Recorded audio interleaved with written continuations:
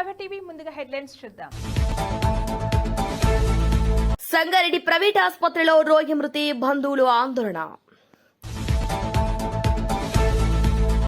శ్రీ అలివేలు మంగ సమేత వెంకటేశ్వర స్వామి బ్రహ్మోత్సవాలు. Multi zone IGP Chandrasekhar Reddy visit. RJY gear మార్చిన కార్మిక శాఖ మంత్రి సుభాష్. దేశంలోనే మొట్టమొదటి ఎత్తైన స్వర్ణ గోపురం కలిగిన ఆలయంగా యాదాద్రి.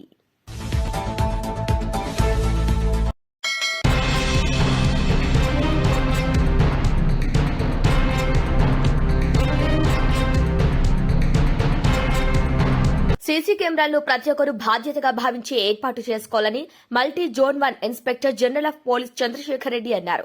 సీసీ కెమెరాల ఆధారంగా అనేక కేసులు ఛేదించవచ్చునని, సీసీ కెమెరాలు ఉన్న చోట దొంగతనాలు జరగవని ఆయన తెలిపారు. ఇక జిల్లా కేంద్రంలోని పాత జాతీయ రహదారిపై ఏర్పాటు చేసిన సీసీ కెమెరాలకు సంబంధించి కమాండ్ కంట్రోల్ రూమ్ ను పట్టణ పోలీస్ స్టేషన్లో multi zone 1 inspector general of police Chandrasekhar Reddy ప్రారంభించారు. ఈ కార్యక్రమంలో జిల్లా SP Sindhu Sharma, ASP Chaitanya Reddy, additional SP నరసింహారెడ్డిలు పాల్గొన్నారు. ఈ సందర్భంగా multi zone IGP Chandrasekhar Reddy మాట్లాడుతూ సీసీ కెమెరాలు ఉన్న ప్రాంతాల్లో దొంగతనాలు జరిగే అవకాశం తక్కువగా ఉంటుందని అన్నారు. ఎన్నో కేసులు ఛేదించడంలో సీసీ కెమెరాల పాత్ర ఉందని అన్నారు. పట్టణంలో సీసీ కెమెరాల ఏర్పాటుకు సహకరించిన అందరికీ కృతజ్ఞతలు తెలిపారు. సీసీ కెమెరాల ఏర్పాటుకు సహకరించిన దాతలను కూడా సన్మానించారు.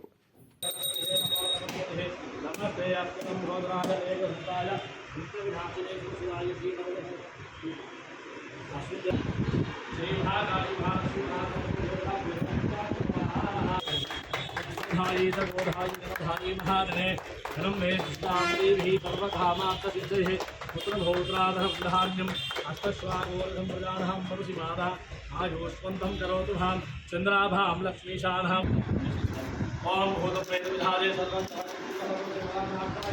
श्री बुद्धाराम जगदे पुष्पाण्डं हरिं ओम स्वाहा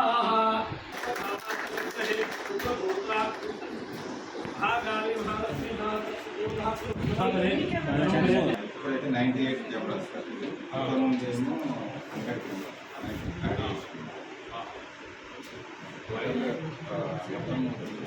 100 dedicated line connection optical fibre తోటి చేపించి మనకు చూసింది. ఇక్కడ నుంచి మన ఎస్పీ ఆఫీస్ మన separate line already existing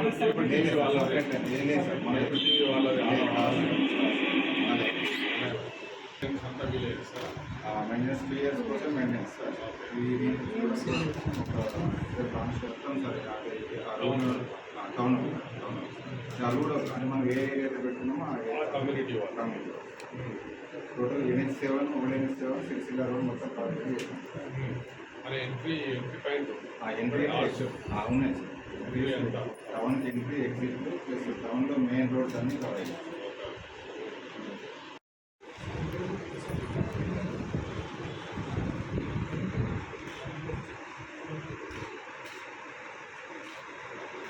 sir కొంచెం దగ్గర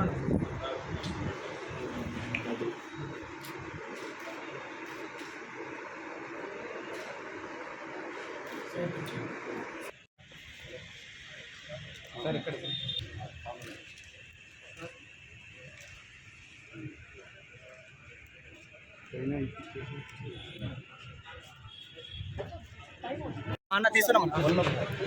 ఈరోజు కామారెడ్డి పట్టణంలో స్థానికుల సహకారంతో 98 సీసీ కెమెరాలు ఏర్పాటు చేయడం జరిగింది. వాటిని ఈరోజు ప్రారంభించడం జరిగింది. అయితే ఈ స్థానికుల సహకారంతో సీసీ కెమెరాలు ఏర్పాటు చేయడం వలన ఎన్నో రకాల నేరాలని మనం నిరోధించవచ్చు, డిటెక్ట్ చేయవచ్చు. కాబట్టి వీళ్ళను స్ఫూర్తిగా తీసుకొని అందరూ ఇంకా ఇతర గ్రామాల్లో కావచ్చు, పట్టణాల్లో కావచ్చు, ఇంకా ఇతర కాలనీలలో కావచ్చు, అందరూ సామూహికంగా ముందుకొచ్చి కెమెరాలు ఏర్పాటు చేసుకుంటే అందరికీ ఉపయోగకరంగా ఉంటుంది. ఈ సందర్భంగా మా పోలీసు శాఖ తరఫున కూడా విజ్ఞప్తి చేస్తున్నాము. వీటి ప్రాధాన్యత తెలుసుకోండి. ఎక్కువ ఖర్చు అందరము భరిస్తే ఖర్చు కూడా ఎక్కువ కాదు. కాబట్టి అందరూ ముందుకొచ్చి ముందుకు రావాల్సిందిగా మేము కోరుతున్నాము. వాటి వలన మేము కూడా మా విధి నిర్వహణలో కూడా పోలీస్ శాఖ శాంతి భద్రతలు కావచ్చు, నేరాల ఆదిత్య కావచ్చు, అన్ని విధాలుగా మళ్ళీ మేము ప్రజలకు సేవ చేయడానికి అవకాశం కలుగుతుంది. ఇదే మా విధి.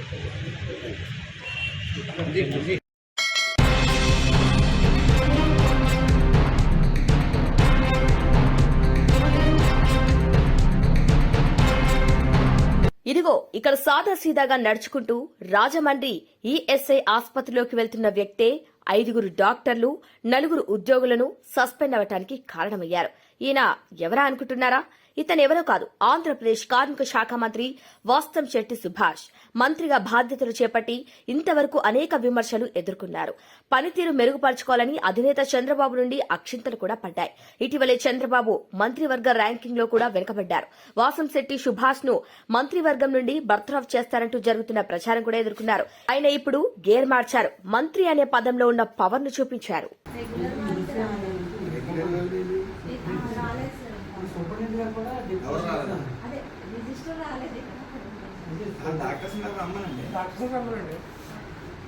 బయట నుంచి రావాలా? నవంబర్ 10వ తారీఖున ఇక్కడ ధర్నా జరిగింది. ఏం జరుగుతుంది ఈ హాస్పిటల్లో? ఇర్రెగ్యులర్. ఈ అమ్మాయి వాయిస్ బోలా. ఆవిడేదే సమాధానం చెప్పారు. ఎవరు రండి ఆంజనేయులు నెంబర్ తీయండి.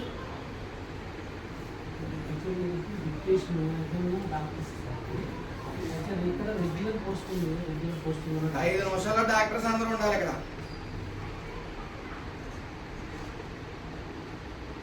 ఎంతమంది అండి? మీరు ఎలా దగ్గర ఉన్నారు? ఎంతమంది డాక్టర్స్? అంటే జస్ట్ మార్నింగ్ వచ్చి అందుకు వెళ్ళిపోతున్నారా? అంటే కొంతమంది వెళ్ళిపోతారు.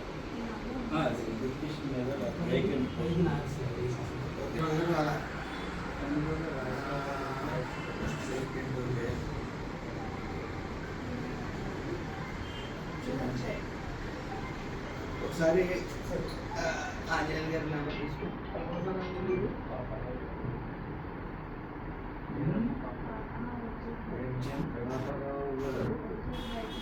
సంతకాలు ఎట్టి వెళ్ళిపోతున్నారండి వీళ్ళందరూ. సంతకాలు ఎట్టి వెళ్ళిపోతున్నారు. ఏముంటుందా?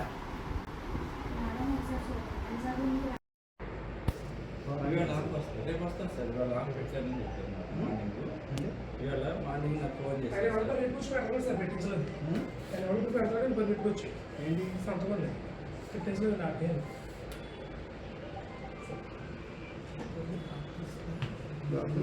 అందరూ ఇది డాక్టర్స్, ఇది డాక్టర్స్ సార్, ఇది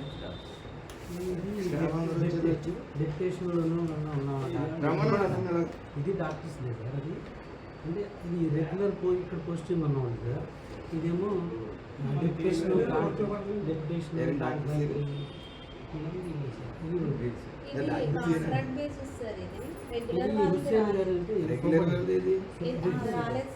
సూపరింటెండెంట్ గారు కూడా రిజిస్టర్ రాలేదు అంటే డాక్టర్స్ రమ్మనండి.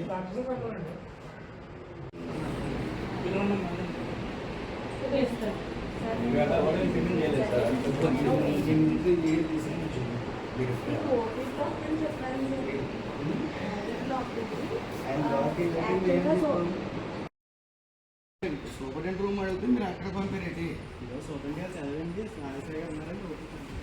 మీరు రూమ్ ఏంటని అడిగారు సార్. రూమ్ అడిగారు.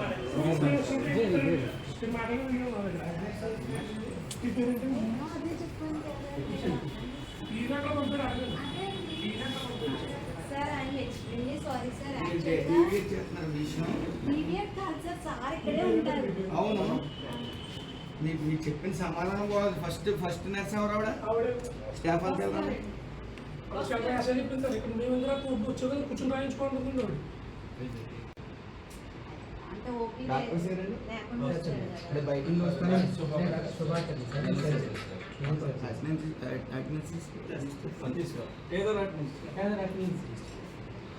వీళ్ళందరూ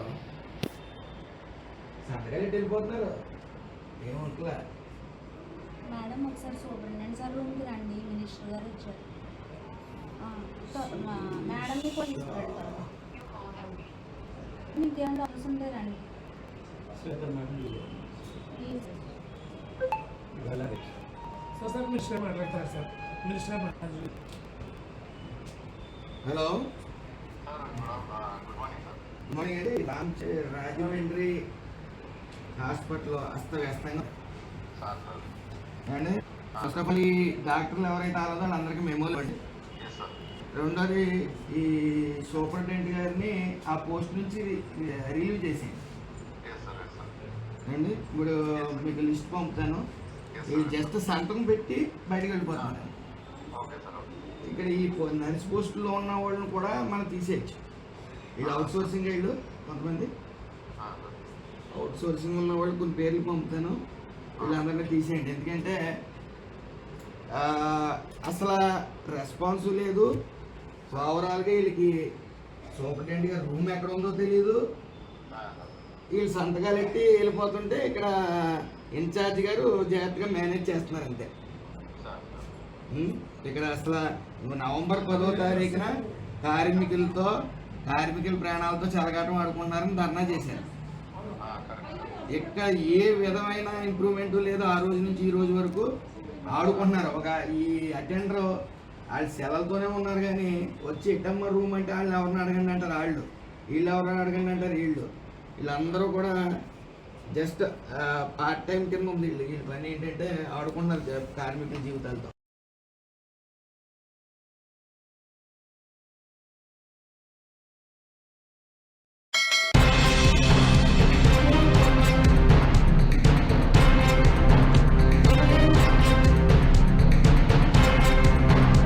నల్గొండ జిల్లా నార్కట్పల్లి పోలీస్ స్టేషన్ పరిధిలో ఈ నెల 9న ప్రైవేటు బస్సులో నుంచి 25 లక్షల రూపాయలు దొంగిలించి పారిపోయిన ధార్ గ్యాంగ్ చెందిన most wanted criminal Mohammed Asraf Khan ను నల్గొండ జిల్లా పోలీసులు అరెస్ట్ చేశారు.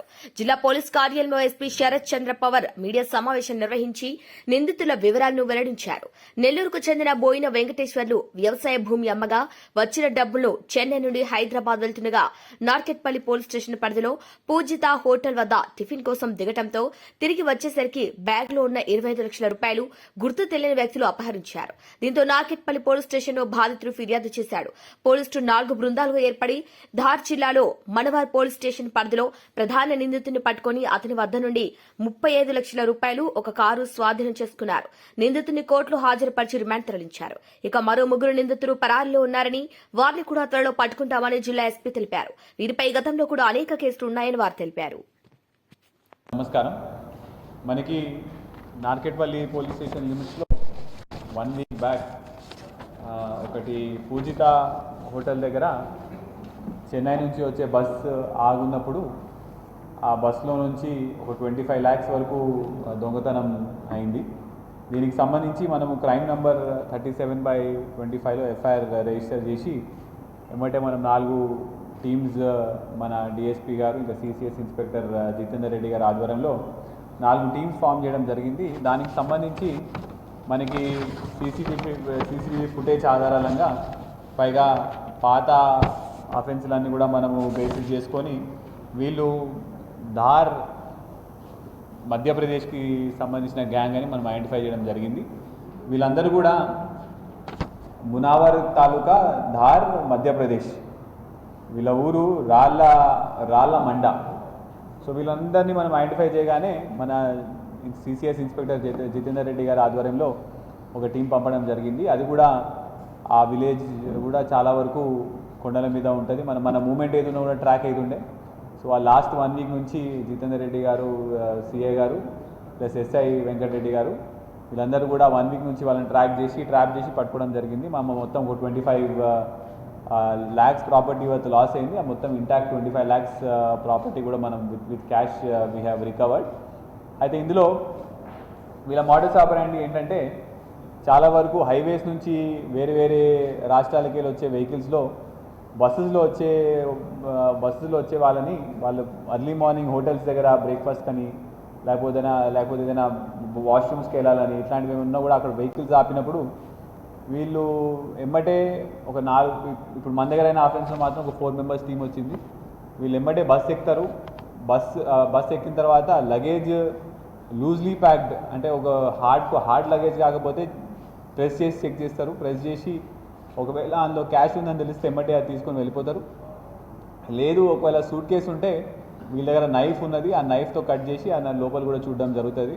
సో మన దగ్గర ఇప్పుడు ఈసారి అయిన ఆఫెన్స్లో కరెక్ట్ బ్యాగ్లోనే పెట్టడం వల్ల వాళ్ళు బస్సు ఎక్కడం జరిగింది. వితిన్ 2 minutesలో వాళ్ళు అన్ని రోజులో ఉన్న బ్యాగ్స్ అనేది చెక్ చేసిరు. ఒక బ్యాగ్లో వీళ్ళకి క్యాష్ దొరికింది. దొరకగానే ఎమ్మటే వీళ్ళు వెళ్ళిపోవడం జరిగింది. అది కూడా వీళ్ళు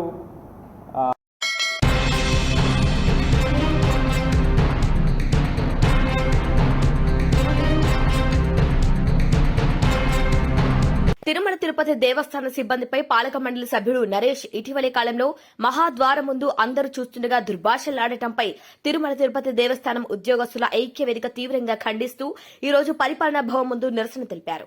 అయితే పాలక మండలి సభ్యుడు నరేష్ ని వెంటనే పాలక మండలి నుంచి తొలగించాలని, బేషరతుగా టీడీపీ సిబ్బందికి క్షమాపణ చెప్పాలని వారు డిమాండ్ చేశారు. వెంటనే ఈ అంశంలో రాష్ట్ర ప్రభుత్వం కలగజేసుకోవాలని, లేని పక్షంలో నిరసన మరింత ఉధృతం చేస్తామని తిరుమల తిరుపతి దేవస్థానం ఉద్యోగస్తులు హెచ్చరించారు. రోజు బాలాజీ అనే అటెండర్కి జరిగిన అవమానం టోటల్ టీటీడీకి జరిగిన అవమానంతో భావిస్తున్నాము. ఆ బోర్డు మెంబర్ అహంకారంతో అటెండర్ని థర్డ్ క్లాస్ నా కొడుకు అనే పదం వాడి తిట్టడం వల్ల అతనికి మా టీటీడీ ఎంప్లాయీస్ అందరికీ అవమానం జరిగింది. దీన్ని ఎటువంటి పరిస్థితుల్లో ఒప్పుకునే పరిస్థితి లేదు. సీఎం గారికి కానీ డిప్యూటీ సీఎం గారికి కానీ రిక్వెస్ట్ చేయడం ఏంటనగా అతన్ని వెంటనే విధుల్లో తప్పించండి, బోర్డు మెంబర్ సస్పెండ్ చేయండి. సో దయచేసి టీటీడీ ఎంప్లాయీస్ మనోభావాలను కాపాడండి. అట్లా జరగని పక్షంలో ఇలాంటి ధర్నాలు ఉద్రిక్తం అవుతుంది. దానికి బాధ్యతలు మీరే అవ్వాల్సి వస్తుంది. ఓం నమో వెంకటేశ్వర. ప్రతి ఎంప్లాయీ కూడా ఏ విధంగా పనిచేస్తుంది అంటే ఎలాంటి భావనతో మీరు ఉద్యోగం వస్తారు? ప్రతి ఎంప్లాయీ ఒకరు 3 రోజులు కంటిన్యూగా డ్యూటీలు చేసి ఒక్క క్షణం ఆయన ఆగలేక, ఆ క్షణం ఎంప్లాయీస్ 3 రోజులు డ్యూటీ చేసిన వాళ్ళకి విలువ లేదు. ఆ క్షణం వచ్చి ఆ క్షణం బీగాలు తిని ఒక నిమిషం వెయిట్ చేయలేక అతను మాట్లాడాల్సిన పరిస్థితి కాదు. సో 24 గంటలు 48 గంటలు వెయిట్ చేసి వచ్చే భక్తులకే 2 రోజులు 3 రోజులు దర్శనం పడుతుంది. వీళ్ళు అంటే 1 hour ఉంటారు టెంపుల్లో. ఆ 1 hourలో ½ hour దేవుడు ముందే ఉంటారు. వాళ్ళు ఆ బయట నడిచిపోయే పరిస్థితి కూడా లేనంత ఓపిక పట్టలేని పరిస్థితిలో ఉండే వాళ్ళకి బోర్డు మెంబర్ అవసరమా? ఒక భక్తి భావంతో ఉండే వాళ్ళకి బోర్డు మెంబర్ ఇవ్వాలి, కానీ అహంకారంతో ఉండే వాళ్ళకి ఇవ్వకూడదు. అమ్మో వెంకటేశ్వర. ఓం నమో వెంకటేశయ్య. 2 రోజుల క్రితం శ్రీవారి ఆలయం ముందు జరిగిన ఈ దుర్ఘటన చాలా బాధాకరంగా ఉందండి. టీటీడీ ఉద్యోగస్తులందరూ కూడా దీన్ని తీవ్రంగా ఖండిస్తున్నారు.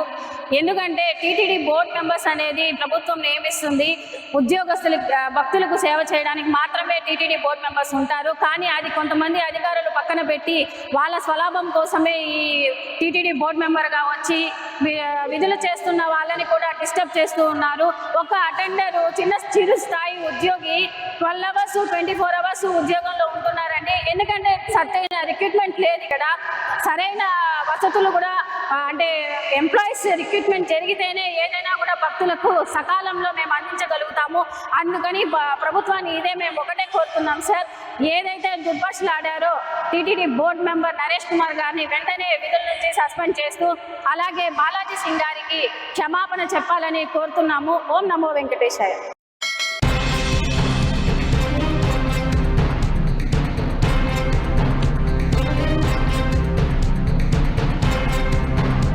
సంగారెడ్డి పట్టణంలోని ఓ ప్రైవేట్ ఆసుపత్రిలో రోగి మృతి చెందటంతో బంధువులు గురువారం ఆందోళనకు దిగారు.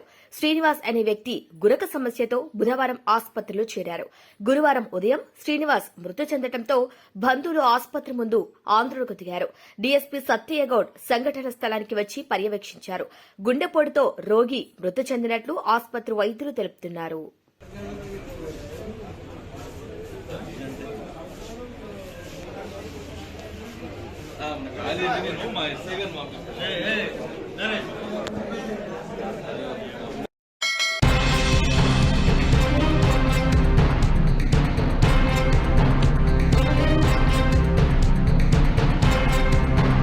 కేశంపేట మండల పరిధిలో గల శ్రీ ధవళగిరి వెంకటేశ్వర స్వామి దేవాలయంలో కొలువైన శ్రీ అలివేలు మంగ సమేత వెంకటేశ్వర స్వామి బ్రహ్మోత్సవాల సందర్భంగా కేశంపేటలో అంతరాష్ట్ర స్థాయి ఒంగోలు జాతి ఎద్దుల బల ప్రదర్శన మరియు బండలాగుడు పోటీలు ఏర్పాటు చేశారు. ఒంగోలు జాతి ఎద్దు బల ప్రదర్శన, బండలాగుడు పోటీలకు ముఖ్య అతిథిగా ఎమ్మెల్సీ నవీన్ కుమార్ గౌడ్ హాజరై పూజలు చేసి ఒంగోలు జాతి ఎద్దుల బల ప్రదర్శన బండలాగుడు పోటీలను ప్రారంభించారు. ఈ ఎద్దుల బండలాగుడు పోటీల కార్యక్రమంలో పీఎస్సీఎస్ చైర్మన్ జగదీష్ గౌడ్, మాజీ sarpanch Venkatreddy, Tandra Vishnuvardhan Reddy, Sridhar Reddy, PSCS vice chairman Anjireddy, మాజీ ఎంపీటీసీ యాదయ్య, బీఆర్ఎస్ సీనియర్ నాయకులు శేఖర్ పంతులు, యూత్ ప్రెసిడెంట్ మురళి, నక్కా రఘువేందర్, అనిమేని శ్రీశైలం, పోషమేని గణేష్, బైకాని శేఖర్, మూడవత్ శంకర్, తలసాని ప్రవీణ్ రెడ్డి, నక్క చింటూ, గ్రామస్తులు తదితరులు పాల్గొన్నారు.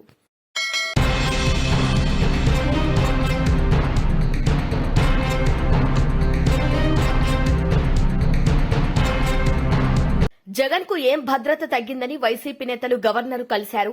కూటమి ప్రభుత్వం అధికారంలోకి వచ్చాక జగన్ కు ఎలాంటి భద్రత తగ్గించలేదు. ముఖ్యమంత్రిగా పనిచేసిన వాడికి ఎన్నికల కోడ్ ఉల్లంఘించకూడదనే విషయం తెలియదా?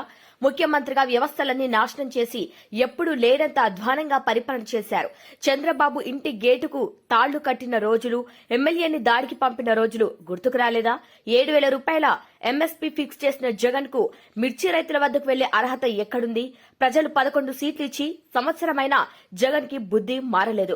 జగన్ ఇప్పటికైనా బుద్ది మార్చుకోవాలి. ఇంకా అసత్యాలతో ప్రజల్ని తప్పుదో పట్టించాలనుకోవటం తగదని అన్నారు. చేసి వదిలిపెట్టేశావు.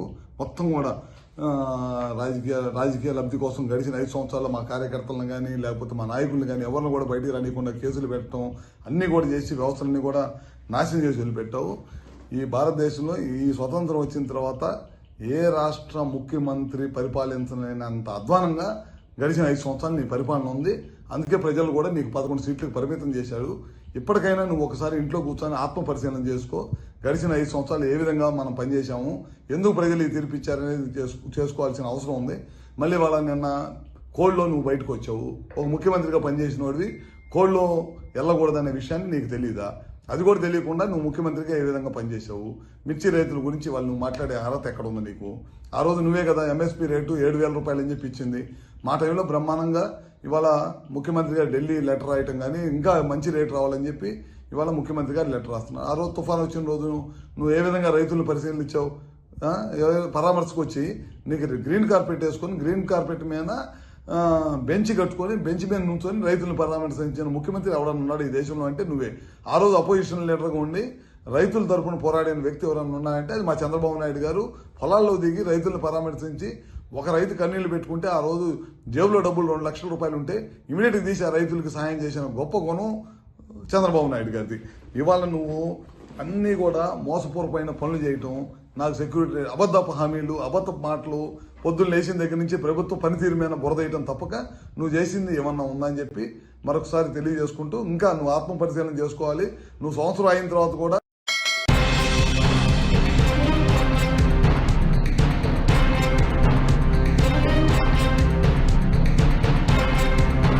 యాదగిరిగుట్ట శ్రీ లక్ష్మీ నరసింహస్వామి ఆలయ స్వర్ణ విమాన ఆవిష్కరణకు మహాకుంభాభిషేక సంప్రోక్షణ మహోత్సవాలు, స్వస్తివాచనం, విశ్వక్సేన ఆరాధన, పుణ్యవాచనం, రక్షబంధనం పూజలతో మహాకుంభ సంప్రోక్షణ కార్యక్రమం ప్రారంభమైంది. సంగ్రహణం, యాగశాల ప్రవేశం, అఖండ దీప ప్రజ్వాలన, అంకురార్పణ, ద్వారతోరణం, ధ్వజ కుంభారాధన, అంకురార్పణ హోమం జరుగుతుంది. హోమాలు, జపాలు, హవనాలు, వేదాలు, పారాయణాలతో పంచనారశివుడి ఆలయంలో ఆధ్యాత్మిక ఉట్టిపడుతోంది. మరో 4 రోజుల పాటు వనమామలై మఠం 31వ పీఠాధిపతి మధుర కవి రామానుజాచార్య స్వామి ప్రత్యక్ష పర్యవేక్షణలో 108 మంది ఋత్వికులతో పంచకుండాత్మక యాగం జరుగుతుంది. దేశంలోనే మొట్టమొదటి ఎత్తైన స్వర్ణ గోపురం కలిగిన ఆలయంగా యాదగిరిగుట్ట శ్రీ లక్ష్మీ నరసింహస్వామి ఆలయం నిలవనుంది. యాదగిరిగుట్ట లక్ష్మీ నరసింహస్వామి ఆలయంలో విమాన గోపురం బంగారు పూతను ఆవిష్కరించడానికి 5 రోజుల కుంభాభిషేకం ప్రతిష్టాపన ఉత్సవం బుధవారం ప్రారంభమైంది. పూర్తయిన తర్వాత యాదగిరిగుట్ట ఆలయం దేశంలోనే ఎత్తైన బంగారు పూతతో కూడిన విమాన గోపురం అవుతుంది. ఇది టీటీడీ 33 అడుగుల నిర్మాణంతో పోలిస్తే 55 అడుగుల ఎత్తుంటుంది. కాగా ఈ నెల 23న ఉదయం 11:54 108 కలశాలతో సుదర్శన లక్ష్మీ నారసింహ దివ్య స్వర్ణ విమాన గోపుర మహాకుంభాభిషేక ప్రతిష్టాపన మహోత్సవం నిర్వహించారు.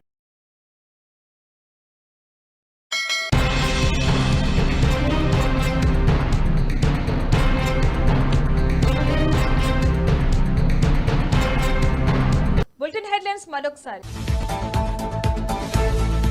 సంగారెడ్డి ప్రైవేట్ ఆసుపత్రిలో రోగి మృతి, బంధువులు ఆందోళన. శ్రీ అలివేలు మంగ సమేత వెంకటేశ్వర స్వామి బ్రహ్మోత్సవాలు. Multi zone IGP Chandrasekhar Reddy visit. RJY gear మార్చిన కార్మిక శాఖ మంత్రి సుభాష్. దేశంలోనే మొట్టమొదటి ఎత్తైన స్వర్ణ గోపురం కలిగిన ఆలయంగా యాదాద్రి. ఇవి వాళ్ళ bulletin updates. Keep watching star TV.